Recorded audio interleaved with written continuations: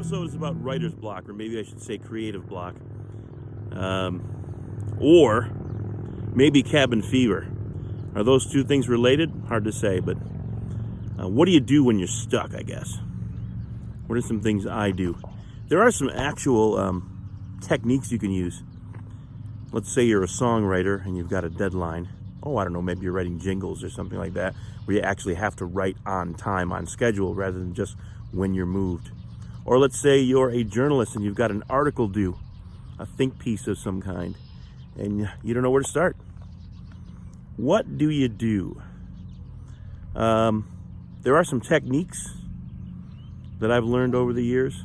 But one thing I like to do is just get outside when the weather is nice and we're able, especially after the last 6 weeks we've been going through with all this lockdown stuff. The weather's actually starting to get nice around here. And even though you may be able to see I'm being swarmed by a bunch of mayflies, I still don't mind being out here because we've been in for so long. Winters up north here are so long, and we're inside for so much of the time that when it gets nice, I like to come out, experience a little bit of nature, maybe take an instrument with me, go down by the lake, play the harp, play the djembe, come out and listen to the cars, the cool cars, the blasting stereos, and the motorcycles go by, because that way you know summer's coming. But today we'll take a look at a few techniques that you can use to unjam yourself if you have creative block of some kind, if you're some kind of artist and you're stuck, or if you just need to get unstuck emotionally and mentally because maybe you've been sitting inside for 6 weeks, just barely going to the store because of this lockdown situation. Stick around. So like I said, one of the things I like to do is to get outside. And I know, especially right now, I mean, not even just creative block, but just cabin fever, having been inside for so long. This is one of my favorite things to do. Although, I know everyone doesn't have this luxury. So I'm aware that we are blessed out here in the country. And I'm aware that everyone can't do this. But try, even if you're in the city, if you're in the suburbs, if the parks are closed, you can probably go for a walk around your block to stay away from people or whatever. If you're social distancing. But try to get out and get some fresh air while the sun is out. Especially if you're up north here, where we have so many months where it isn't. I'm going to go take some video down by the lake, and then we'll talk about some other options you might have for unblocking yourself creatively.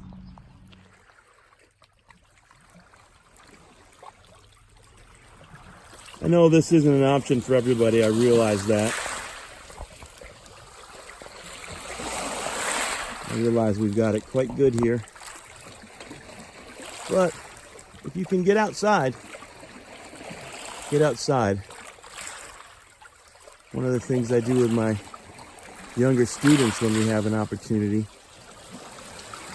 is to go for a listening walk. We'll just go for a little bit of a walk and stop at different locations and see what we can hear. Sometimes that's inspirational in and of itself. Whether it be natural sounds or different types of cars, automobiles, motorcycles, machinery, music that other people are listening to. All of that can sort of create inspirational thoughts that then can lead you to something new. Sometimes I like to come down here, like I said, bring a djembe with me or a harp, a harmonica, and just play.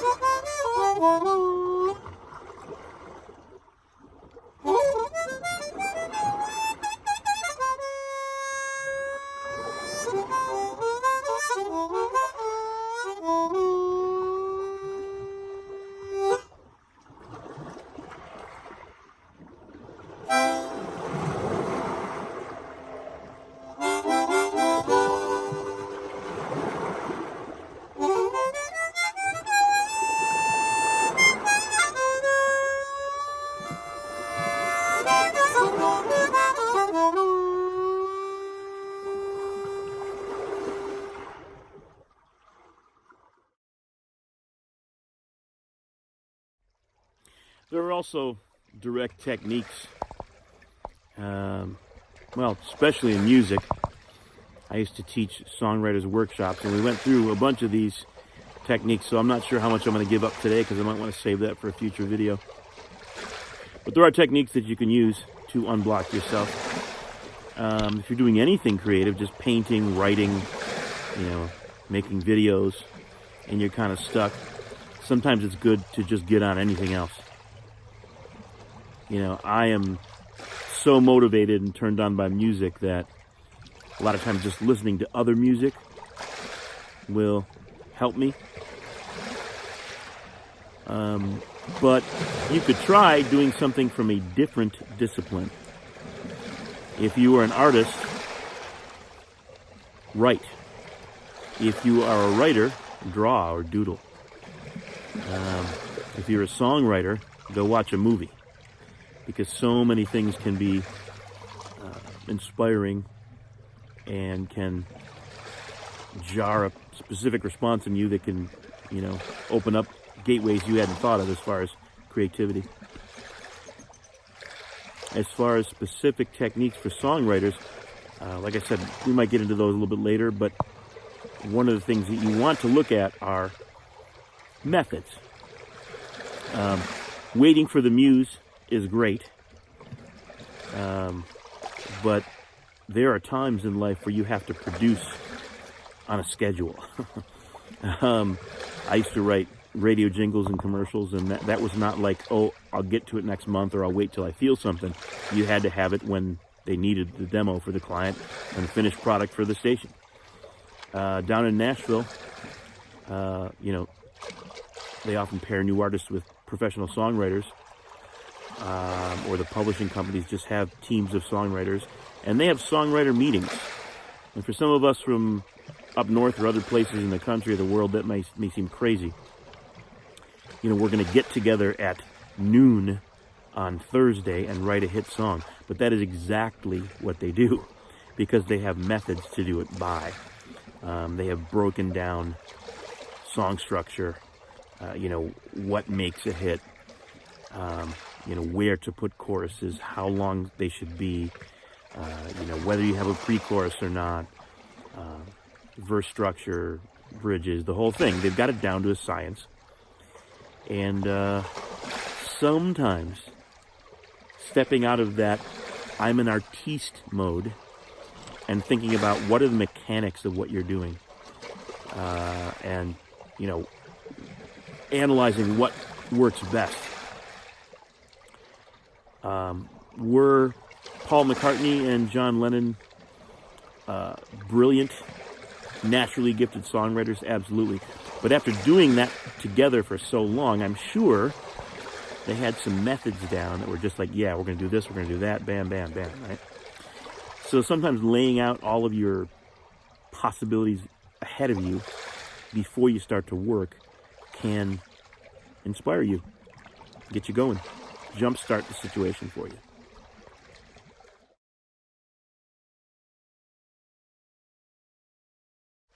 Let me also say this. If you're someone who runs into creative block, writer's block, songwriter's block, on a fairly regular basis, I would challenge you to put yourself in situations where you have to produce. Get involved with somebody who's producing videos or directing independent films. Get on some kind of project, whether you're getting paid or not. Get yourself in a situation where you have to produce,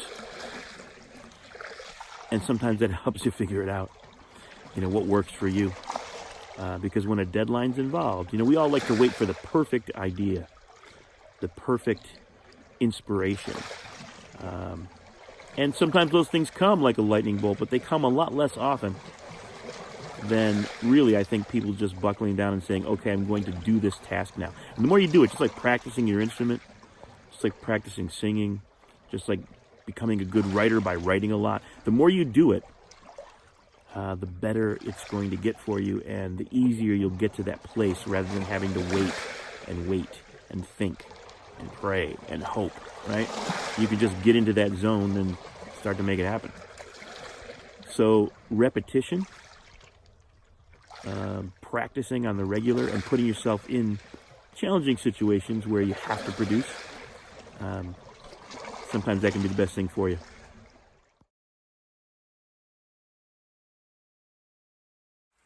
All right, I'm going to get just a little spiritual on you. And I'm going to say that meditating or if you're a praying person, prayer, reading scripture, that sort of thing, is sometimes the way to get your groove back if you're kind of stuck. Very, very creative singer, improvising musician,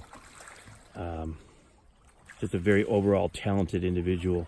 Bobby McFerrin has said at one point, he had a quote that said, the number of good ideas I have per day are directly related to the amount of scripture I read, which I thought was pretty amazing.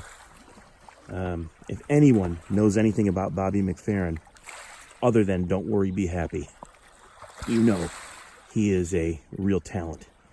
And it's great that he had a hit with that song and hopefully made a lot of money, but he is a serious jazz improviser. He is a serious and major singing talent. We went to see him on tour once, and I thought he was going to be singing with the Philharmonic Orchestra, and actually he was conducting. He did an amazing job. So this guy, he's a multi-threat talent, and he said the way he gets ideas is by reading the Bible.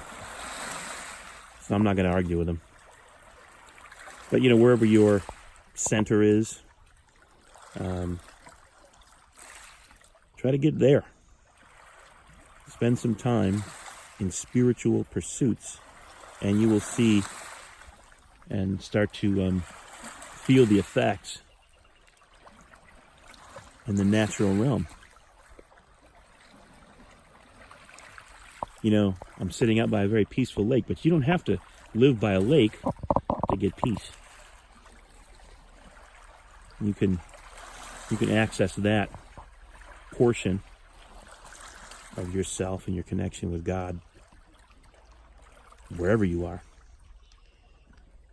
Anywhere. Halfway across the world, in the inner city, in the suburbs.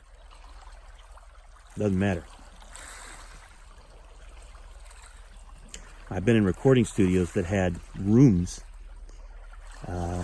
especially prepared for people just to kind of get into that mode so that they could perform well. Or some people like to write in the studio. I don't know why they would spend the money on writing while they're recording, but some people do it that way. And, you need to know how to get into that zone.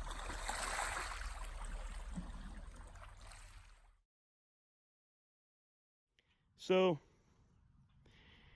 this episode was a little more esoteric, I suppose, than I thought maybe it was going to be.